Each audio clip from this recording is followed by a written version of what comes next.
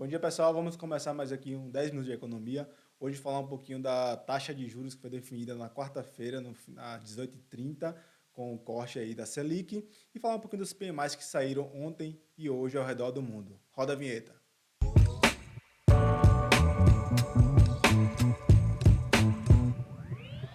Então, pessoal, vamos começar aqui nossos 10 minutos falando um pouquinho de como estão as bolsas ao redor, né? Nosso giro, como de costume. Só atualizar. Aqui foi. Mundo verdinho, né? As bolsas todas praticamente subindo aí no dia de hoje.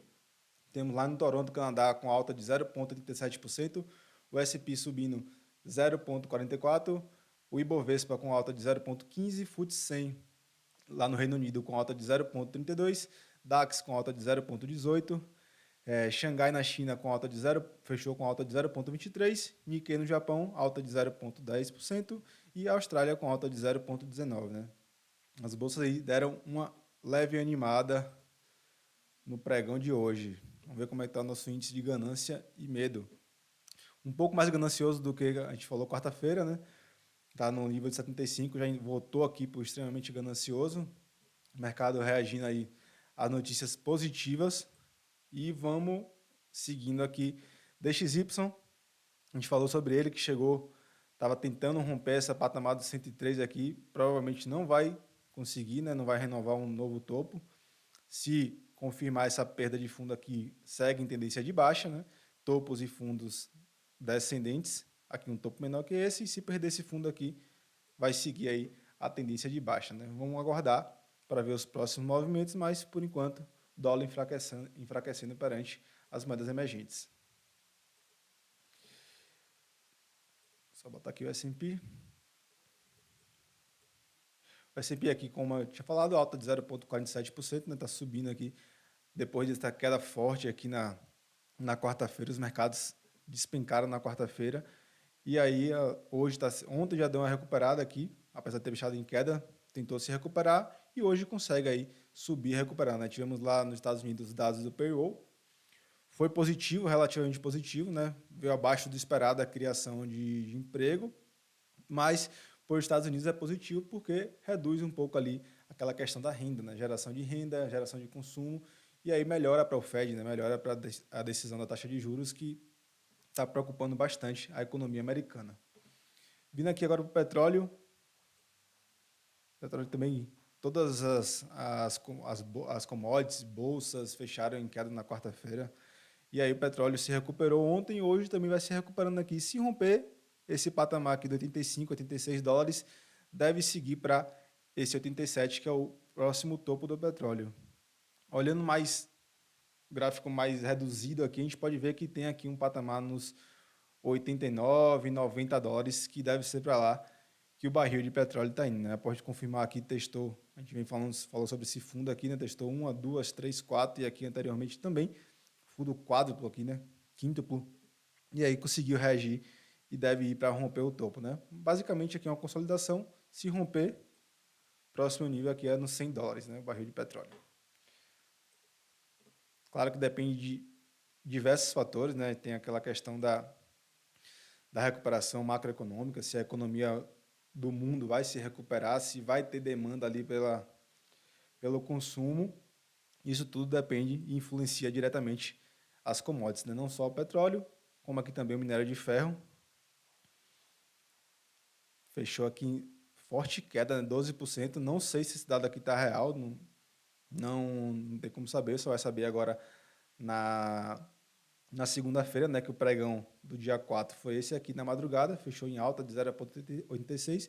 Isso aqui é um after que eles fazem, né, lá na China, que tem essa negociação da madrugada, fecha 10h50 aqui o horário que fechou. Eles fazem essa negociação. Se fechou nessa forte queda aqui, 12,23%, deve impactar bastante as empresas relacionadas ao minério de ferro, né? Mas segunda-feira a gente vai ver se de fato ocorreu essa forte queda aqui no minério.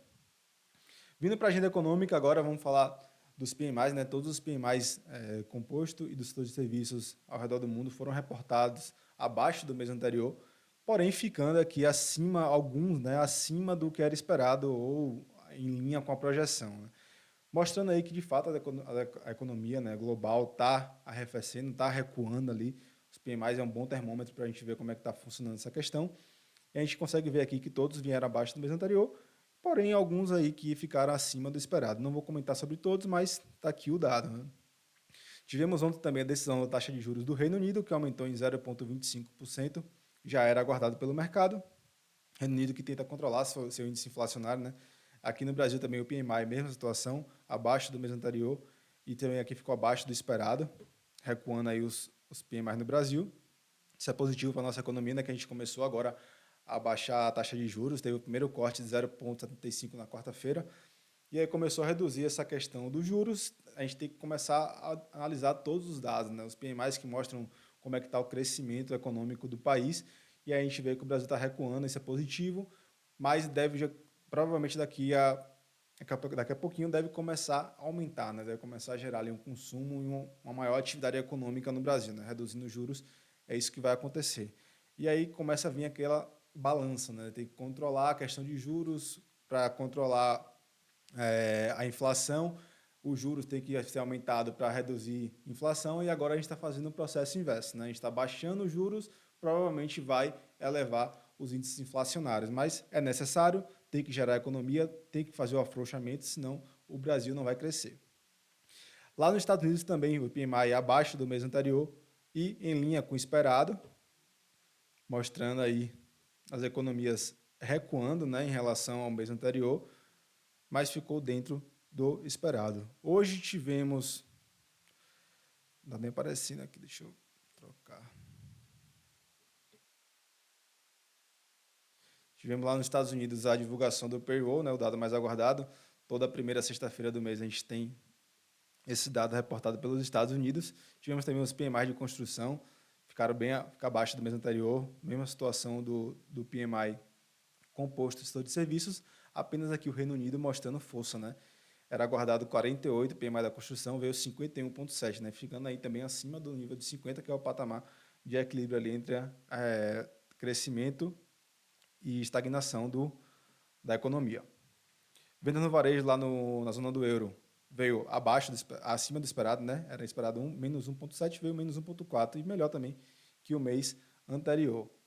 E o dado mais importante do dia de hoje foi justamente esse aqui, o relatório de emprego, o payroll não agrícola, lá dos Estados Unidos, que veio abaixo do esperado, né? Era aguardado 200 mil vagas e foram criadas 187 mil.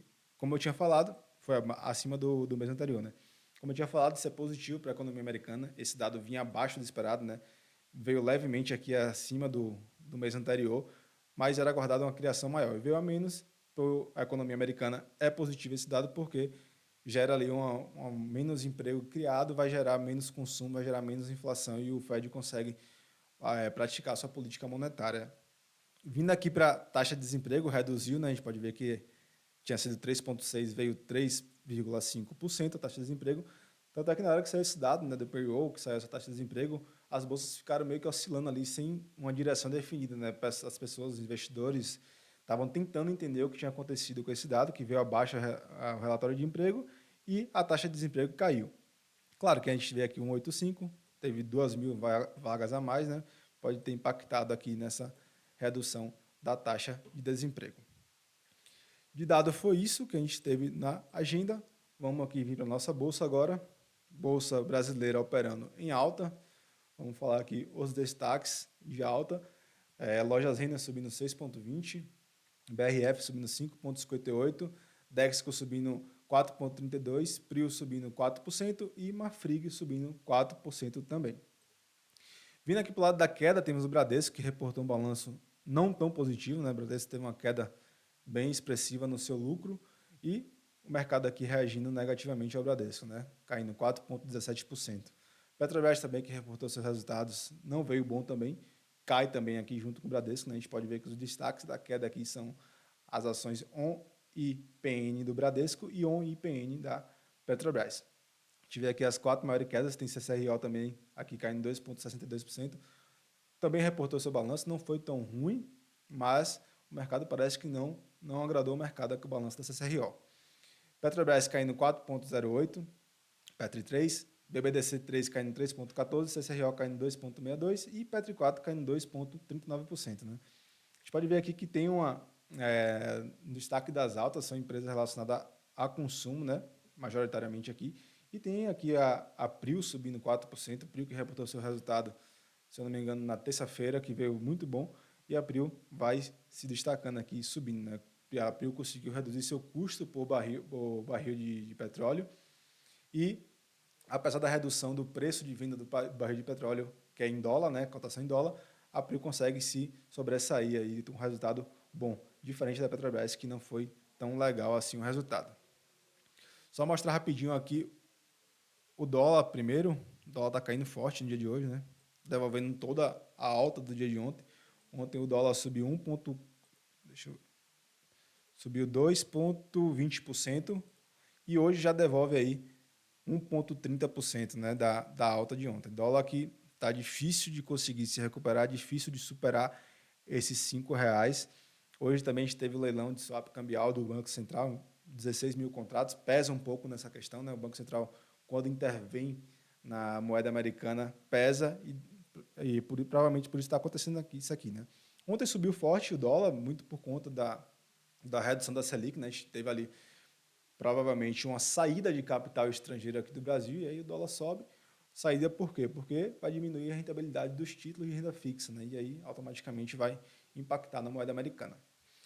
Então, pessoal, era isso que eu tinha para mostrar para vocês. Só mostrar mais o Ibov aqui como é que tá, fazendo um candle bonito aqui, um martelinho no fundo, né, da defesa. Fez um martelo invertido aqui no dia de ontem e hoje está fazendo um martelinho aqui em região, não é tão fundo, não, mas é uma região de suporte, né? A gente pode ver que essa linha aqui do 119.800, nessa região, né, 800, 700, 120 mil pontos, está sendo bem relevante, né? Tem 1, 2, 3, 4 toques aqui e a bolsa apresentando reação nesse patamar. Isso é importante, né? O volume também está aumentando, né? A gente está vendo aqui que está sendo projetado aqui ainda, né? Claro que a gente tem ainda algumas horas de pregão, mas o volume já aqui mostrando que vai ser muito bom no dia de hoje, né? Lembrando que hoje tem essa questão dos dados que saem dos Estados Unidos que deve movimentar bastante a bolsa, né? E alguns balanços também que deve estar impactando nesse volume, né? Uma saída de capital aí de algumas ações brasileiras.